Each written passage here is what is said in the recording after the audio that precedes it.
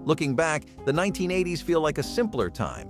Computers were massive, cell phones were a novelty, and children's toys were uncomplicated and carefree.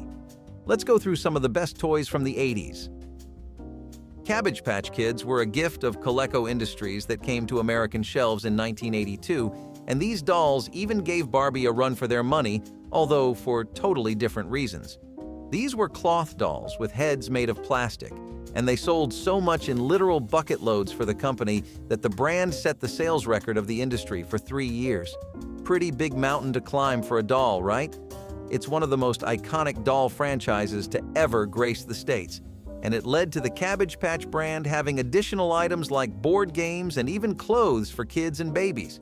Though you can still get them today, they definitely had a lot more of a presence back in the 80s. You could not visit a child's room without seeing one of these stacked in a pretty corner where the sun shines pleasantly. Well, what if you did not like playing with dolls and figures? Not even the action toys? The NES was there to save you.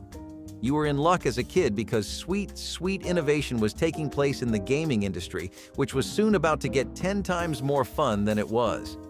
Saying that the Nintendo Entertainment System redefined how video game consoles marketed themselves, the standard they were expected to uphold, and the experience that people now wanted from them is like saying the ice makes the Atlantic. It is not a lie, but it is not the whole truth either. The impact this thing had was almost hysterical. You no longer had to go to arcades to play your favorite Tekken or spy game. You had dozens of options at home now. It was cheap, portable, the games were cheap, and it gave us gems like the Super Mario Bros. And Dragon Warrior series. While the NES made its debut in 1983, 6 years after that, the Game Boy would once again shake the industry, and Nintendo would prove to every doubter that it rarely misses. There was a market for video game consoles, but there was also an untapped one for handheld ones that was just as profitable. To test that theory, Nintendo first released the Game & Watch handheld consoles, and when those made heaps of big bills, they went all in with the Game Boy. The idea was to make a portable console that didn't require plugging in or setup. You just inserted the cartridge and started playing. While it did not have the same technological power of the NES or other video game systems at the time, it still had a place in many gamers' homes.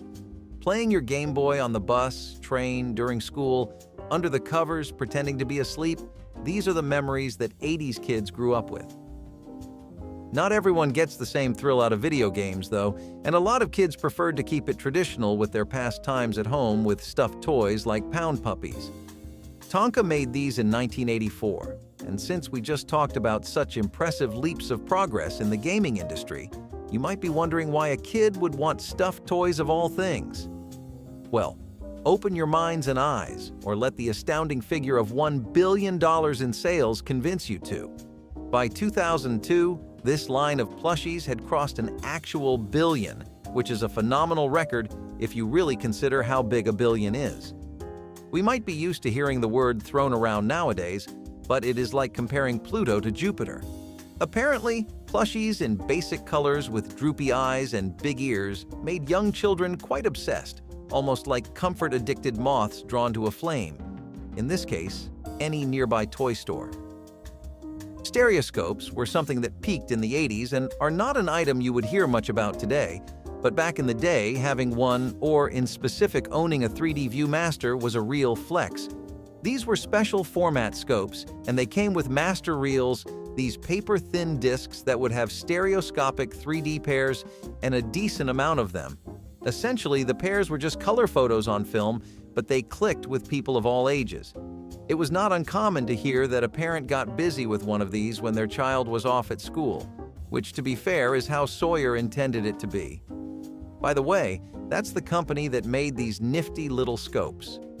Nowadays, they are more so marketed at kids, though, since adults have much better electronic options today. Back to some good old imaginative fun in the wonderful boxes known as consoles, we have Atari with their 1977 release of the Atari 2600. It was a new direction both in the kind of games it offered and the hardware, as Atari used microprocessors before most mainstream companies. What does that translate to in terms of bang for your buck? It meant that it made the visuals of each game take up a lot less memory, which is the long and short of it. That allowed the software to work better, and the reason all of this is important is that it let developers do so much more with their video games. Developers could implement more features in a game, design more complicated levels, create better and more complex layouts, and include more room for cutscenes. All in all, it was a console that allowed gaming to be taken to a new level before the NES. We have massive hits today like The Last of Us and God of War and whatnot on the PlayStation 4 and 5, but all of these things in the 80s walked so those cinematic experiences I could run today. You all have to be familiar with G.I. Joe, somebody who needs no introduction, nor do his famous line of action figures that Hasbro struck gold with. The very first lineup had 4 branches of the U.S. military, with a Navy sailor, an action soldier, a tense pilot, and an all-rounder Marine. Plus, they even came out with a nurse later on. 12 inches long and very beloved for their gritty and realistic appearance, it was later relaunched in the 80s, just a bit smaller but this time with military vehicles and different sets. Plus, they gave it some neat characterization. Now you had G.I. Joe going up against Cobra as they plotted to overthrow the free world. While Mattel was making waves, G.I. Joe was becoming a household name, and they had to strike back. Their plan was, Masters of the Universe came out with a toy line featuring the all-time popular He-Man. 1982 saw the iconic hero taking over outlets across every state as Mattel dropped 8 figures in 1982 with 2 different cars you could buy. Plus, they had incredible playsets. You really felt like you bought a piece of He-Man's universe. Mattel wanted to tap into the market for young boys as it already had a firm grip over the dressing tables of girls everywhere. Battle Cat, Skeletor, Beastman were all incredibly popular Christmas presents for parents to go for. Plus, to step things up a notch even further, they released an animated series with He-Man and all the core figures to really get the kids in a frenzy, and they knew exactly what they were doing. Hasbro's realized Mattel would not take their success quietly, and maybe this was planned, maybe it was coincidental but lucky for the company. Their 1982 Glow Worms made quite a ruckus in the stuffed toy department, whereas the dolls versus action figures rat race was continuing as competitively as usual. These Glow Worms captured an entirely different need that kids had back then, which was being able to sleep without being scared of the dark. When you are young, the dark can seem pretty terrifying, and you are always wondering how adults never seem to have a problem with it. Well, while we deal with the dark by finding peace and quiet in it, kids back then had glow worm plushies which had heads that would glow when you squished them.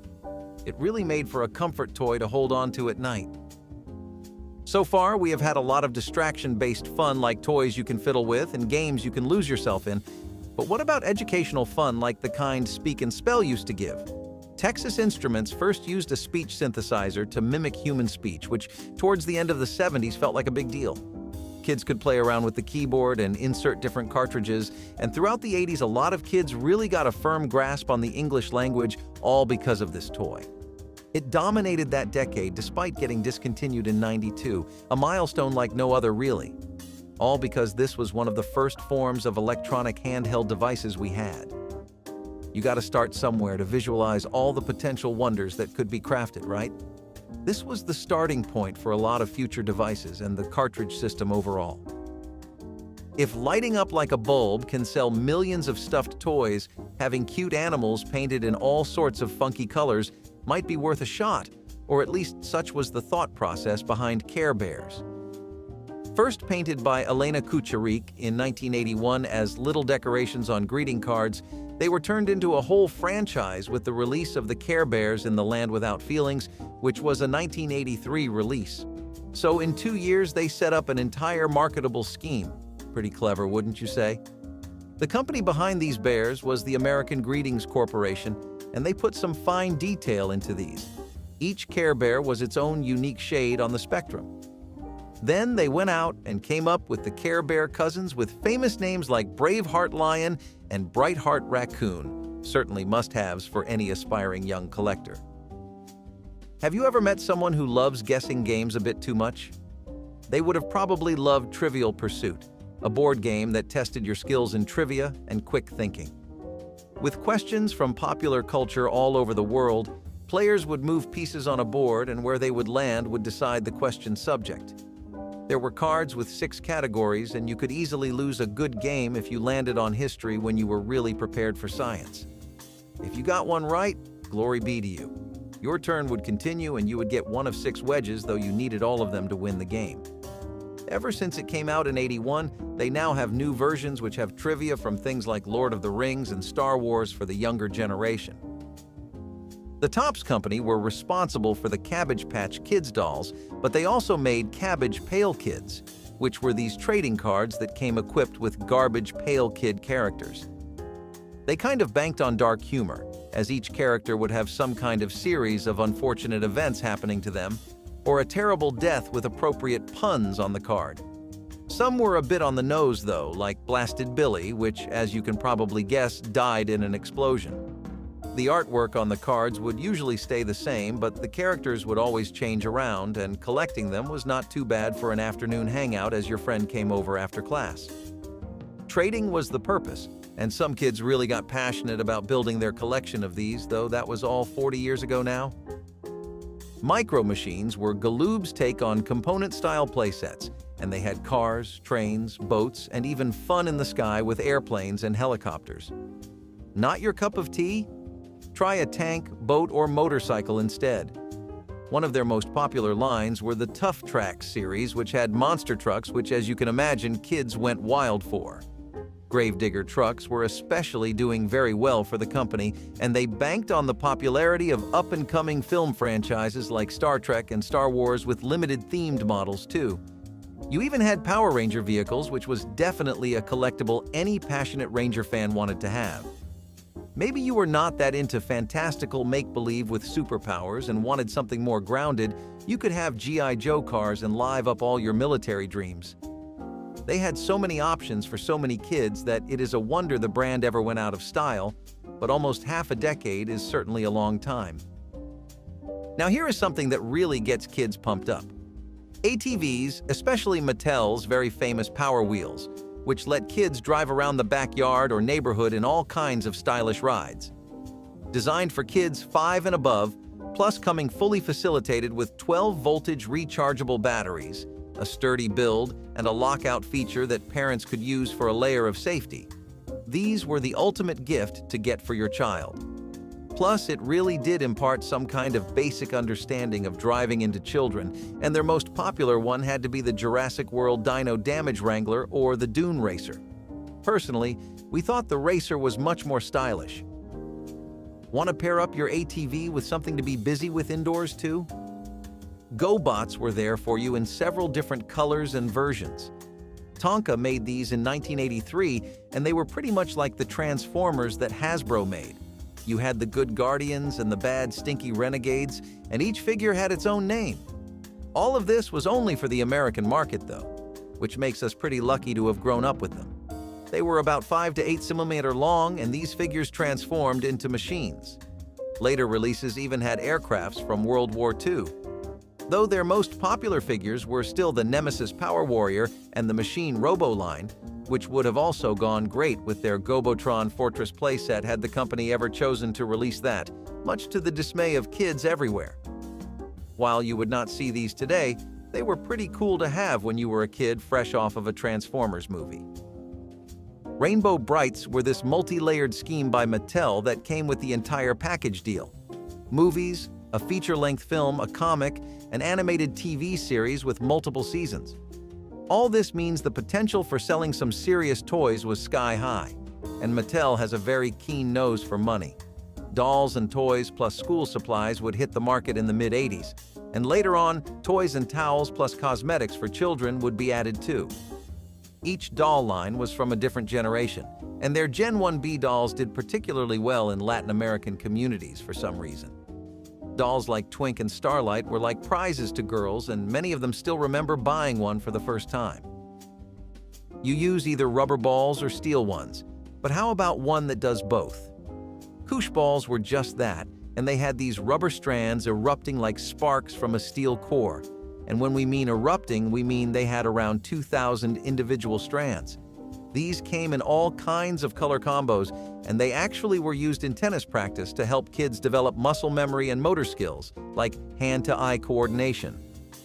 Funny how rubber balls have always been synonymous with being quick on your feet, right? Koosh balls are still sold today. Kids would throw these around, bounce them off of walls, or play a makeshift version of dodgeball out in the streets with their friends. By now, the picture is pretty clear. Kids in the 80s had a lot to play with, including some of the most fashionable toy cars ever, like Stompers. These had a four-wheel drive and were the first ever electric toy cars to have that drive and be battery-powered. It was kind of a big deal back then, at least in the scene for toy cars, and a lot of young children would eat these up like candy every time Shaper Toys would release a new color or model. Who could blame them? They were pretty fun, and their foam tires meant that they had some serious speed. The trucks imitated real-life models of popular vehicles like the Chevrolet LUV or the Jeep Renegade and Toyota SR5. If you wanted to take the fun outside, the company was generous enough to give rubber tires too. It is a shame we have to end this trip down memory lane, as there are many other toys and ways of fun from the 80s worth talking about, but the last on our list is Teddy Ruxpin. One of the most famous and highly demanded dolls for little ones, Teddy Ruxpin was this doll that looked like a bear, but with its own name to make it seem like this alien species. It was called Iliop, and it would talk to you and tell you stories which really were just recordings on a cassette tape. It would get old eventually, but the novelty of it was enough to sustain the sparkle in any kid's eyes because it felt nice to have your own talking bear, you know? That's it for our nostalgic revivement of iconic toys from the 80s. Give us a thumbs up, subscribe, and let's keep those memories alive.